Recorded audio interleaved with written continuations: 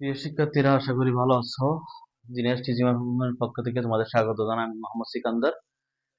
HSC ICT chapter 3 এর আমাদের তৃতীয় অংশে হাফ আডার ফুল আডার নিয়ে দিনাজপুর 25 এর প্রশ্নটা নিয়ে আলোচনা করব। আশা করি তোমরা ভালো করে লক্ষ্য করবা, দেখলে তোমরা বুঝতে পারবা এটা কি বোঝাতে চাচ্ছে। আমি সহজ ভাষায় তোমাদের বোঝাই দেবো, একটু লক্ষ্য করবা।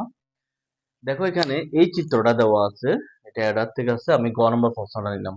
উদ্দীপকের চিত্র ইনপুট সংখ্যা বৃদ্ধি করলে, খুব খেয়াল করো, ইনপুট সংখ্যা বৃদ্ধি করলে যে সার্কিট পাওয়া যাবে তা বিশ্লেষণ করো।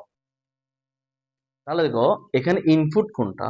তাহলে দেখো, এখন আমরা শিখছি যে হাফ অ্যাডার শিখছি এভাবে, দুইটা ইনপুট ধরো এস বি, দুইটা আউটপুট এস সি। ঠিক আছে, এস সি, সাম ক্যারি।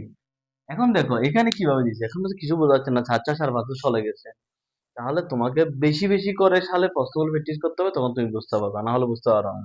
দেখো এটা এদিকে গিয়ে তীর চিহ্ন আছে এখানে, এটা এখানে গিয়ে তীর চিহ্ন আছে, তাহলে এটা এখানে গিয়ে প্রবেশ করছে, এটা এখানে প্রবেশ করছে, এই দুইটা ইনপুট। এখান থেকে এটা বের হয়ে গেছে, তাহলে এটা আউটপুট। এটা এখানে থেকে বের হয়ে তীর চিহ্নটা বাইরে, তাহলে আউটপুট। ধরো এটা এস ধরলাম, এটা সি ধরলাম, এটা এ ধরলাম, এটা বি ধরলাম, তাহলে দুইটা ইনপুট, দুইটা আউটপুট, তাহলে এটা কি হাফ অ্যাডার। তাহলে আমরা বুঝতে পারলাম এটা এখন কি হাফ অ্যাডার। বুঝতে পারছো? আগে তোমাকে প্রশ্ন কি বলছে এটা ধরতে হবে, প্রশ্ন ধরতে না পারলে তুমি প্রশ্ন উত্তর কি দিবা। তাহলে আমরা কি দিবা, লিখবো বিশ্লেষণ। তাহলে এখন আমরা লিখবো উদ্দীপকের চিত্র ইনপুট সংখ্যা বৃদ্ধি করার আগে কি হয় সেটা লিখবো। উদ্দীপকের চিত্রটি হাফ অ্যাডার, দুইটি ইনপুট, দুইটি আউটপুট। এখন ইনপুট সংখ্যা বৃদ্ধি করলে তাহলে কয়টা বৃদ্ধি করা যাবে, একটা বৃদ্ধি করা যাবে। ধরে নিলাম একটা বৃদ্ধি করে দিলাম, ঠিক আছে। তাহলে এটা এখন কি হয়ে গেল, ফুল অ্যাডার। তাহলে দুইটি ইনপুট সংখ্যা বৃদ্ধি করলে যে সার্কিটটি পাওয়া যাবে তা হচ্ছে ফুল অ্যাডার। তাহলে এতটুকু ফল বুঝলে, এতটুকু যদি লিখো, তাহলে স্যার মনে করবে যে হ্যাঁ এই স্টুডেন্টটা প্রশ্নটা বুঝছে। তোমার নিচের গুলো আরেকটু করে দেখে তোমাকে সাইডে সাইড দিয়ে দিবে। কিন্তু তুমি প্রথমে যে প্রশ্নটা ধরতেই না পারো এটা কোন অ্যাডার, সেটা যদি বলতে না পারো তাহলে সেটা হবে না। তাহলে প্রথম লাইনের মধ্যে তোমাকে এটা বুঝাইতে হবে এটা হাফ অ্যাডার, দুইটি ইনপুট, দুইটা আউটপুট। তা একটি ইনপুট সংখ্যা বৃদ্ধি করলে যেটা পাওয়া যাবে সেটা হচ্ছে ফুল অ্যাডার। এতটুকু তোমার উত্তর শেষ। নিচের গুলো শুধু বিশ্লেষণ করবে, তাহলে বিশ্লেষণ করে দিলে হবে ফুল অ্যাডার। তাহলে ফুল অ্যাডারে তিনটা ইনপুট থাকে, দুইটা আউটপুট থাকে। আর হাফ অ্যাডার দিয়ে ফুল অ্যাডার বাস্তবায়ন, এটা তো আমরা আগে করেছিলাম। এরপরও ভিডিওগুলো দেখে নিবে, না বুঝলে হাফ অ্যাডার ফুল অ্যাডার দিয়ে তারপর বিশ্লেষণ করো কি। তাহলে হাফ অ্যাডার থেকে ফুল অ্যাডার এই যুগের ক্ষেত্রে বেশি গ্রহণযোগ্য। কারণ হাফ অ্যাডার দিয়ে শুধু ইনপুট আর আউটপুট দিয়ে সাম এবং ক্যারিটা আসে।